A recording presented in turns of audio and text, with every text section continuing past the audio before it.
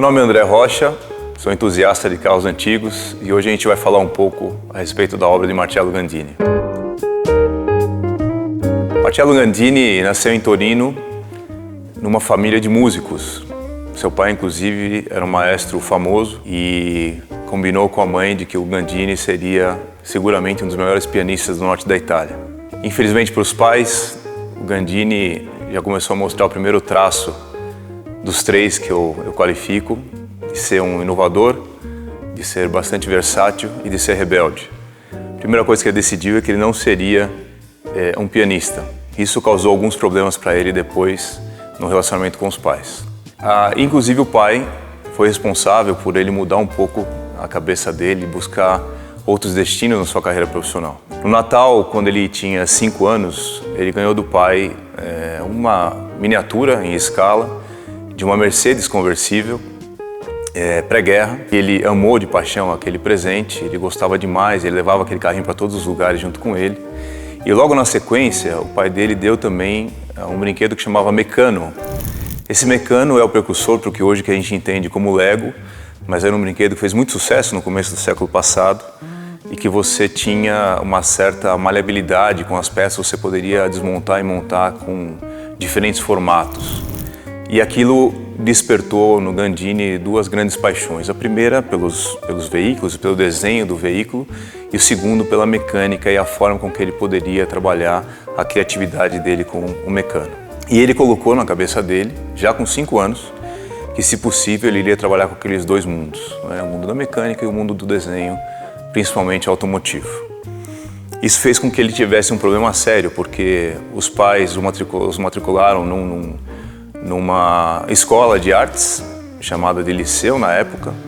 Ele decidiu abandonar os estudos, inclusive o primeiro dinheiro que ele ganhou do pai dele, que era para comprar material para estudar latim, ele acabou comprando alguns desenhos técnicos e aí o pai falou que ele deveria se virar sozinho, que ele não daria mais o suporte financeiro para o filho na carreira dele. Rebelde que era, o Gandini decidiu ir morar sozinho ali no começo da sua década de 20 anos e ele, obviamente, começou a enfrentar dificuldades financeiras em relação a isso. Já estudando engenharia, ele começou a fazer pequenos trabalhos, principalmente para carrozzieri que desenvolviam carros, na sua maioria de motores Fiat, de mecânica Fiat, para subida de montanha, pequenas corridas ali no norte da Itália. E ele começou a ajudar fazendo pequenos adendos aerodinâmicos nesse carro, sempre com muita criatividade, sempre trabalhando bastante a questão de aerodinâmica para poder aumentar a performance desses veículos. Todo mundo começou a falar dele, ele trabalhava sempre com marcas muito pequenas, talvez a mais famosa da época era a Marazzi, que transformava carros Fiat para corrida.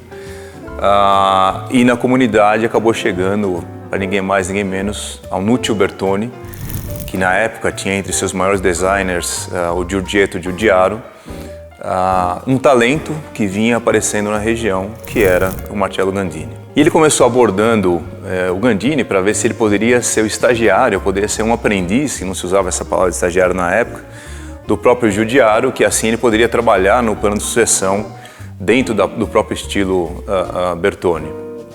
E aí vem aquela parte também da irreverência e da certa rebeldia do Gandini, e ele recusou essa oferta, dizendo que ele queria trabalhar por conta, que assim ele não precisaria estar sujeito aos mandos de um patrão. Infelizmente a vida trouxe para ele, ou felizmente para nós, a realidade. Ele não conseguia pagar as contas no final do mês, já morando sozinho, e ele começou a pensar no que poderia ser feito naquela proposta do Bertoni por 2 anos. Durou 2 anos entre a primeira abordagem e ele finalmente aceitar essa oferta do Nuccio Bertoni.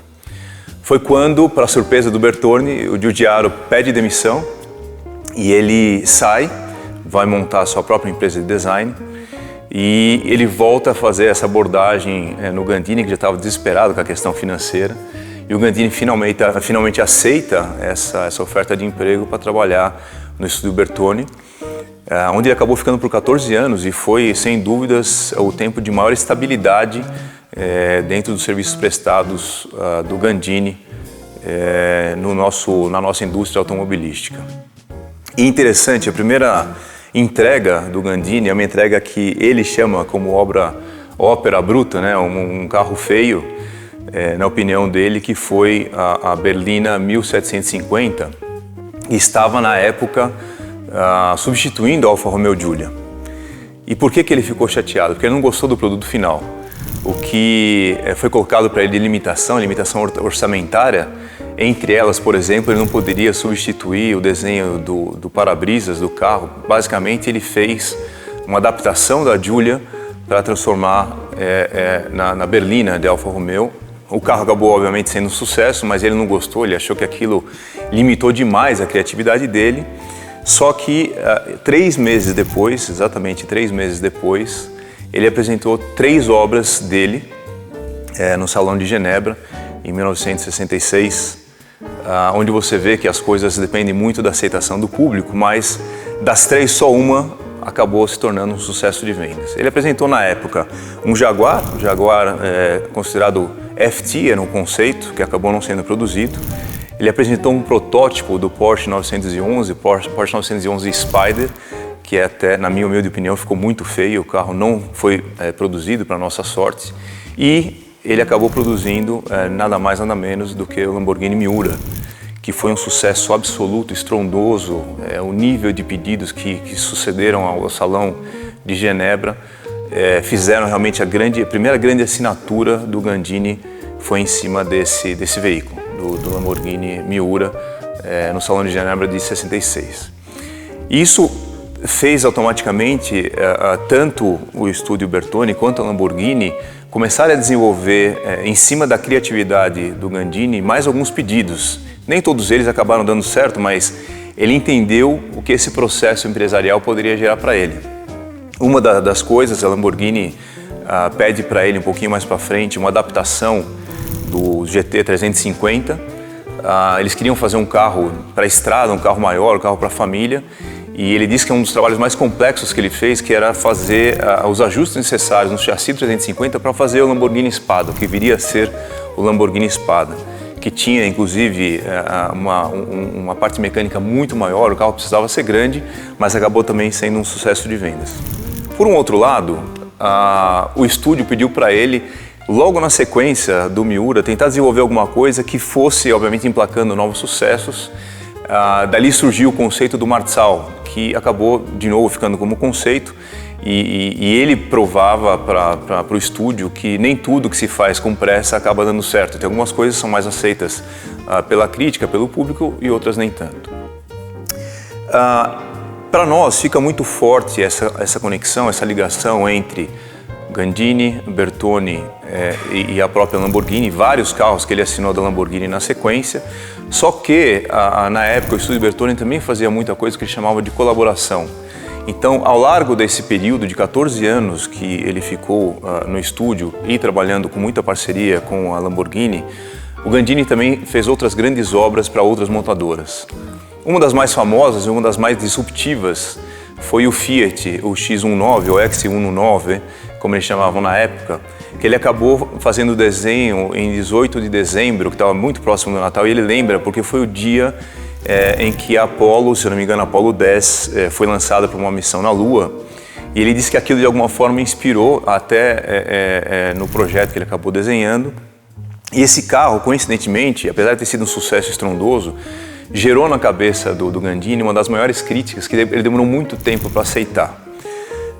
Quando o X19 veio para o mercado, as pessoas falavam que aquele carro só mesmo o Marcello Gandini poderia desenhar.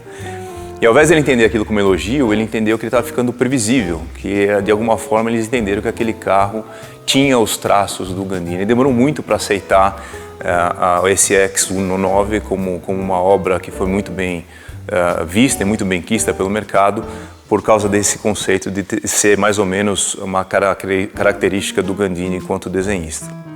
Muito bem, algumas outras coisas que ele fez nesse período, e eu já vou chegar talvez no que eu mostro para vocês o que é a maior versatilidade dele. Sem sombra de dúvida, a gente precisa falar, junto com o Paul Bracq, o desenho da BMW E12 que ele fez, e o carro ficou mais de 10 anos no mercado, foi um sucesso de vendas. alguns carros compactos, né, como o Innocenti Mini, que ele fez, foi também um sucesso, o Alto Bianchi, o A112, que ele também ficou um tempo no mercado, mas já começava a mostrar um traço que o Marcello tinha de ser conhecido como um cara capaz de fazer supercarros, mas também carros extremamente funcionais e compactos, todos eles com uma grande usabilidade. Muito bem. O Miura vinha envelhecendo, ainda como um sucesso de vendas, como já no começo da década de 70, com algumas situações diferentes fora do mercado, como por exemplo a crise do petróleo, a Lamborghini pediu para fazer alguma coisa realmente disruptiva, inovadora, sob a ameaça de não conseguir emplacar naquela que seria uma década marcada por essa questão do petróleo. Eles queriam fazer alguma coisa que fosse tão boa quanto o Miura. E todo mundo lembra, o Miura é um carro, além de muito bonito, ele tem uma característica curvilínea, bastante fluida, de bastante penetração aerodinâmica para a época. Inclusive, também puxado, se você lembrar do Alfa Romeo Montreal, ele também tem essa característica de ser mais curvilíneo. Só que, na época, ele pensava já de mudar, de trazer alguma coisa inovadora para o desenho de automóveis. E aí que ele começou a fazer os desenhos em cunha. E o primeiro deles, sem dúvida, foi o Lamborghini Countach, que foi, na ótica do Gandini, um veículo que mudou completamente o conceito dele de desenho. Ele acabou até repetindo isso em alguns outros carros, como o Raco que vocês estão vendo aqui atrás, e como a própria Ferrari 308 Dino, que ele também desenhou com esse formato de cunha e foi o precursor desse movimento. Vários outros supercarros acabaram seguindo essa penetração aerodinâmica mais forte e mais angular que o Gandini colocou nesse veículo. Porém, a crise do petróleo acabou colocando uma certa preocupação no Gandini, porque ele começou a imaginar o que eu faria na próxima década se esse negócio continuasse, o que seria do meu trabalho como designer. E ele começou a entender que algumas outras áreas do cotidiano poderiam ser relevantes para ele a ponto de demandar uma profissão. E aí ele começou a estudar também algumas coisas completamente fora do ambiente automobilístico, como por exemplo design de interiores, que ele acabou trabalhando durante a carreira dele, e de exteriores também, que ele pôde fazer algumas obras na Itália, assinando com bastante criatividade.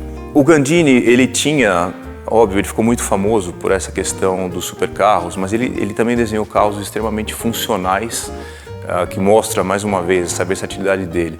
O Polo, Volkswagen Polo, primeira geração, foi desenhado por ele, um carro que ficou décadas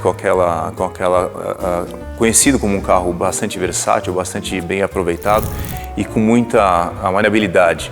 Mesmo a característica que na sequência ele acabou fazendo o Citroën BX, um veículo extremamente revolucionário, mas um veículo familiar com um desempenho muito bom, marcou época durante o processo de venda.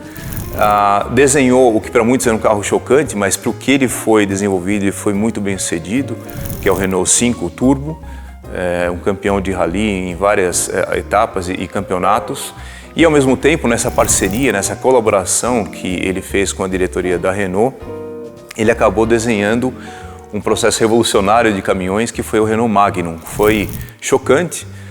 E ele disse que normalmente toda vez que ele mostrava um projeto, um desenho, um conceito para o marketing ou para os diretores de alguma montadora, eles demoravam algumas semanas para aprovar, e o negócio do Magnum foi tão sensacional que ele apresentou às 10 da manhã para a diretoria da Renault, e na hora do almoço ele foi almoçar com esses executivos e já falaram que decidiram por produzir o Renault Magnum. Basicamente, Gandini passou a vida dele sendo muito cortejado por várias companhias, mas ele nunca quis de novo se atrelar a nenhuma delas. Ele preferiu trabalhar como freelancer, como ele mesmo se intitulava, tendo ficado esses 14 anos com Bertone, com um período mais longevo dele conectado com alguma empresa. No final da carreira, ele tinha uma parceria com a Tata Motors, ele acabou desenhando alguns carros, alguns já sendo colocados na linha de produção, outros ainda por vir com a Tata, e também trabalhava nessa parte de design de interiores até, infelizmente, nos deixar no começo desse ano aqui.